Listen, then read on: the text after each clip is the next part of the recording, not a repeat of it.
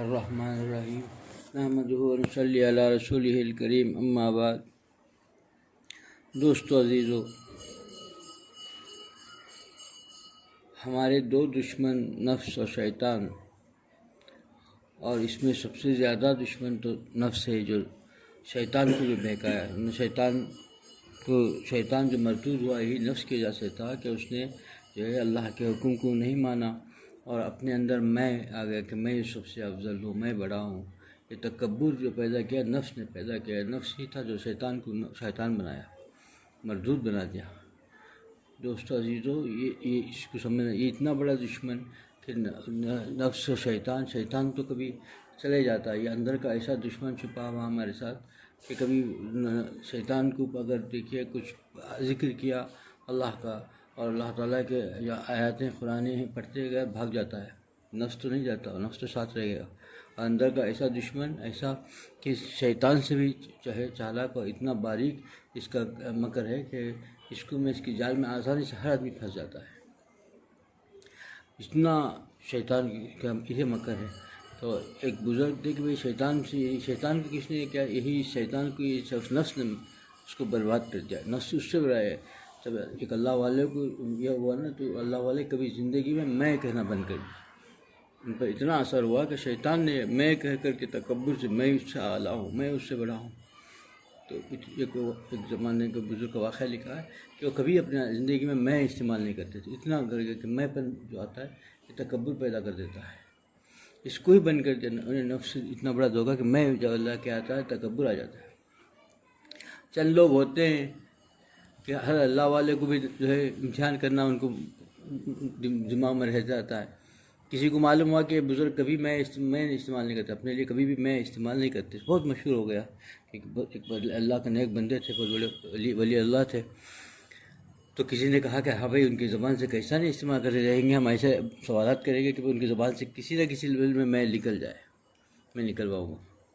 اگر پوچھا کہ حضرت کی مجلس میں آئے اور حضرت کی مجلس میں پہنچ کر پوچھا اس نے کہ حضرت یہ بتائیے کہ شیطان جو ہے یہ مردود کیسے ہوگا؟ تو یہ سوال سے اللہ والوں کو اہل بصیرت ہوتے ہیں، پہچان لیتے ہیں کہ کیوں پوچھ رہا ہے۔ اتنی اللہ تعالیٰ نے لوگوں کو بصیرت عطا فرماتے ہیں کہ سامنے والا کیوں آیا ہے، کہ اس کا پوچھنے کا سوال کا کیا مقصد ہے۔ وہی ایک سوال کوئی دوسرا پوچھتا جواب دوسرا ہوتا، اور کوئی دوسرا پوچھتا دوسرا ہوتا۔ اب یہ کہ آدمی کے سوال پوچھنے کے مقصد پر جواب ملتا ہے۔ اب انہوں نے پوچھا کہ بھائی شیطان کیسے مردود ہو گیا، کس وجہ سے مردود ہوا، یہ سوال کیا۔ تو اللہ تعالیٰ نے فوراً ان کے دل میں القاء کر دیا، پتہ چل گیا ان کو کہ اس کا مقصد کیا ہے، کیا کہلوانا چاہتا ہے، اس کو جانکاری چاہیے یا پھر یہ کچھ مجھے اور کہلوانا چاہتا ہے۔ تو اللہ کو غیبی مدد ہوتی ہے اللہ والوں کے ساتھ۔ انہوں نے فون کہا کہ بھائی اس وقت نماز کا وقت ہو گیا ہے، چلو نماز پڑھتے ہیں، نماز چلو نماز کا وقت ہو گیا، نماز کے بعد ہم آپ کا سوال کا جواب دیں گے۔ پھر چلے مسجد میں نماز ہو گئی۔ نماز ہونے کے بعد پلٹ کے کہا کہ نماز سے پورے جو ہے معاملات کے بعد کہا کہ ہاں بھائی ایک آدمی نے مجھ سے سوال کیا تھا کہ سوال کیا تھا، اس کو جواب دینا تھا، میں نے وعدہ کر رکھا تھا، کون ہے وہ شخص؟ تو کھڑا ہے میں یہی لفظ نے اس کو برباد کر دیا۔ اب وہ اس سے کہلانا چاہتا تھا، اس بزرگ سے کہلوانا چاہتا تھا کہ اس شیطان کے میں نے اس کو برباد کیا، چاہے وہ لفظ اس کے بارے میں بولے لیکن میں تو ان کی زبان سے نکل جائے۔ یہ بزرگ کبھی وہ میں استعمال نہیں کرتے تھے، کسی کی شیطان نے میں کہہ کر کے تو انہوں نے اٹھ کے کھڑے ہو کے کہا کہ میں نے سوال کیا تھا، تو کہا کہ اسی میں نے اس کو برباد کیا تھا۔ جواب ہو گیا، ختم۔ یہ اللہ والے ہوتے، اللہ والوں سے آسانی سے وہ نہیں کرنا چاہیے، ان کو مذاق کرنے لگے یا ان سے سوال کرنے 100 بار سوچنا چاہیے کہ یہ اللہ کا خاص بندہ ہے، کہیں غلط ہوگا تو ہم بھی پھنس جائیں گے۔ بہرحال دوستو عزیزو، یہ نفس شیطان دو ایسے دشمن ہیں کہ نفس تھوڑے دیر کے لیے، شیطان تھوڑے دیر کے لیے اللہ کے ذکر سے ہٹ بھی جائے، نفس اندر کا اور ایسا بھیدی ہے، ہمارے اندر کا دشمن ہے اور ہمارے سب حالات کو جانتا ہے، ہمارے ساتھ لگا ہوا ہے، پورے اندر کے ہمارے احوال حالات سب کچھ جانتا ہے، اس سے کیسے بچ سکتے ہیں؟ ہر وقت لگا رہتا ہے، ہر وقت 24 گھنٹے لگا ہوا ہے، اس سے بچنا بہت مشکل ہے۔ اللہ تعالیٰ سے مدد مانگنی چاہیے۔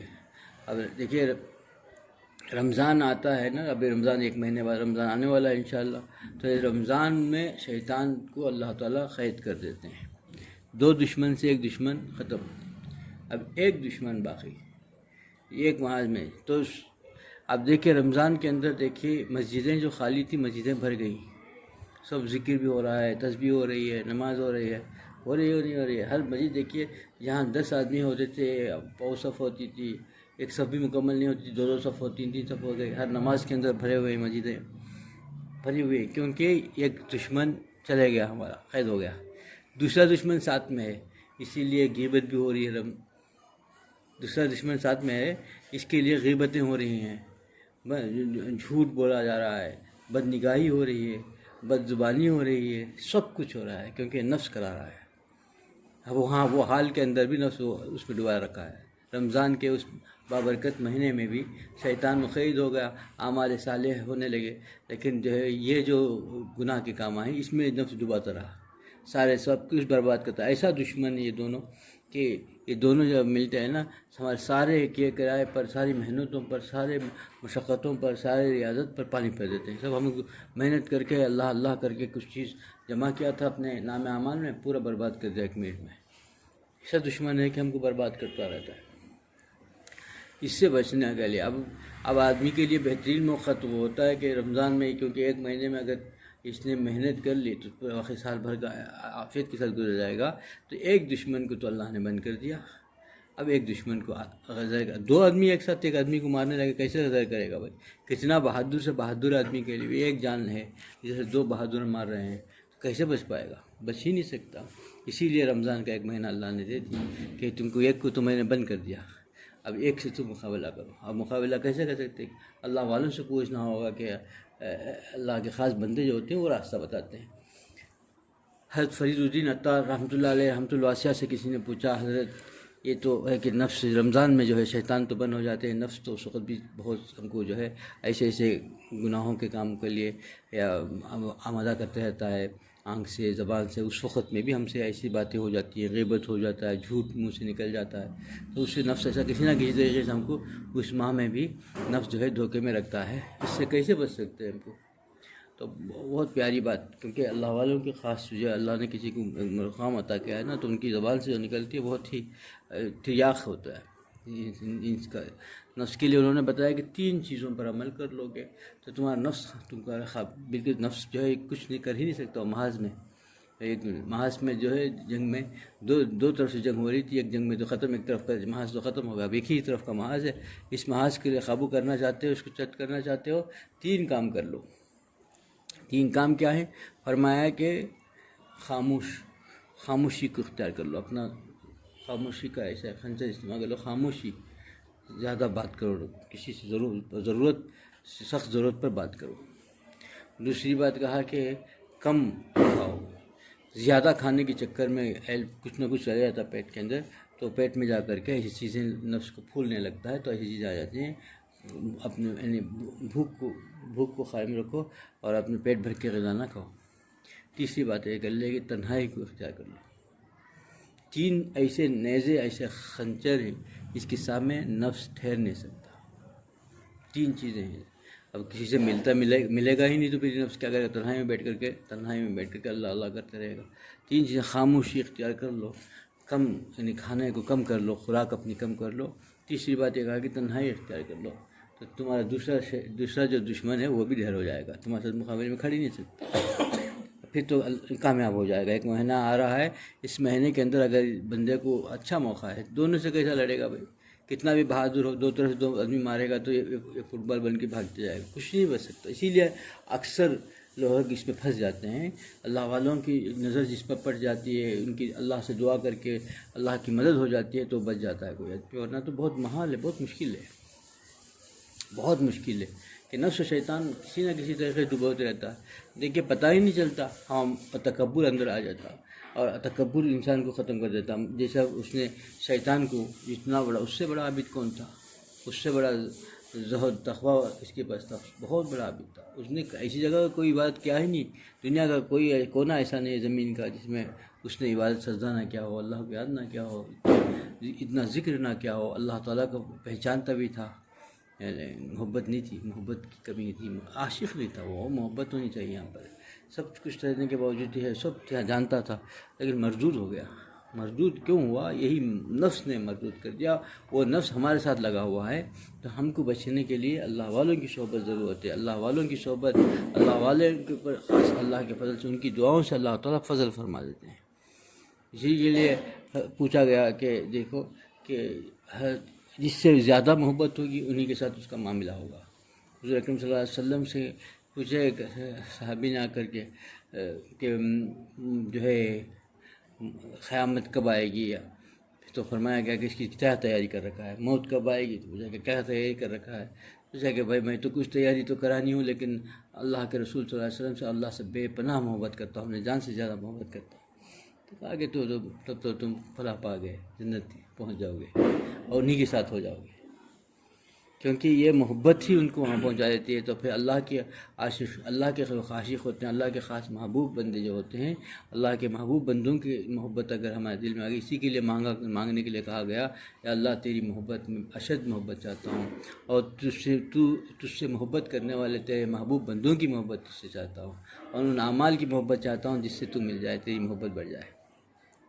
اس درمیان میں جو آخری کا جملہ بھی سمجھ میں آ گیا، پہلا جملہ بھی سمجھ میں آ گیا کہ اللہ تیری محبت اتنی اشد چاہتا ہوں، اور آخری بات تھی اس میں تیسرا جملہ اس تعلیم کا کہ اس اعمال کی محبت چاہتا ہوں جس اعمال سے تیری محبت مل جائے۔ یہ تو سمجھ میں آ گئے۔ درمیان میں جو معاملہ ہے کہ تیرے محبوب بندوں کو جس سے تو محبت کرتا ہے یا تجھ سے وہ محبت کرتے ہیں، ان کی محبت چاہتا ہوں، تیرے محبوب بندوں کی محبت چاہتا ہوں۔ تو یہ محبت کیوں چاہتا ہے؟ اس لیے کہ یہ راستہ ہے، وسیلہ ہے، اس کی محبت اگر ہو گئی انہی کے ساتھ معاملہ ہوگا۔ جس دنیا میں جس سے زیادہ محبت کرے گا، آخرت میں اسی کے ساتھ اس کا معاملہ ہوگا، اس کے ساتھ اس کو جوڑ دیا جائے گا، اللہ تعالیٰ جوڑ دیں گے۔ اسی کے لیے حضرت قاری صاحب رحمۃ اللہ سے فرماتے تھے کہ کسی اللہ والے کا دامن مضبوطی سے پکڑ لیا اور سچے دل کے ساتھ اور پکے ارادے کے ساتھ ان کی کہے ہوئی بات پر عمل کرتا رہا، تو یقینی طور پر اس کا خاتمہ بالخیر ہوگا، چاہے کتنا بھی وہ بھٹکتا رہے۔ اللہ تعالیٰ اس کو اس راستے پہ لا کر خاتمہ بالخیر کریں گے، آخرت میں جنت یقینی ہوگی۔ اس سے بڑا کیا دولت چاہیے؟ اس سے بڑی دولت ہے ہی نہیں۔ دنیا میں آیا ہے تو سب کو جانا ہے، لیکن جانا کیسے جائے گا؟ اللہ کو راضی کر کے جائے گا یا اللہ کو ناراض کر کے جائے گا؟ جانا تو جانا یقینی ہے، کوئی بچ ہی نہیں سکتا۔ آدمی غفلت میں رہے تو بھی جانا ہے، آدمی ایسے واحد چیزوں میں بیکار وقت ضائع کر دیا اور دنیا میں دنیا ہی میں جو ہے بہہ کر دنیا ہی میں گھوم رہا ہے، دنیا کے اندر ہی دنیا بسی ہوئی ہے، تو بھی جائے گا دنیا سے، رکے گا نہیں، ایک لمحے کی تاخیر نہیں ہوگی۔ نبی کو موقع نہیں ملا تو علی کو کیا ملے گا؟ تو ہمارا شمار کیا شمار ہے؟ کسی کو موقع، ایک لمحے کو وقت نہیں ملے گا، جس وقت ختم ہو جائے گا وہ وقت آئے گا، جانا ہے، اور جاتے ہوئے اللہ کو منا کے چلے گیا، تو اس سے بڑھ کے کیا دولت ہو سکتی ہے؟ منانے کا اتنا آسان طریقہ، کسی اللہ کے خاص بندے جو اللہ جس سے محبت کرتے ہیں، ان محبوب بندوں کی محبت ہمارے دل میں آ جائے اور صرف اللہ کے لیے آئے، اللہ کو پانے کے لیے، اللہ تعالیٰ ان کی بدولت میں ہمارا جو ہے بیڑا پار ہو جائے اور ہم اللہ تعالیٰ کے بن کے چلے جائیں دنیا سے۔ اس طلب کے ساتھ کسی اللہ والوں کے ساتھ محبت ہو گئی نا، کامیاب ہو جائے گا۔ اللہ مجھے بھی اس عمل کی توفیق عطا فرمائے، آپ لوگوں کو اس عمل کی توفیق عطا فرمائے۔ وآخر دعوانا الحمدللہ رب العالمین۔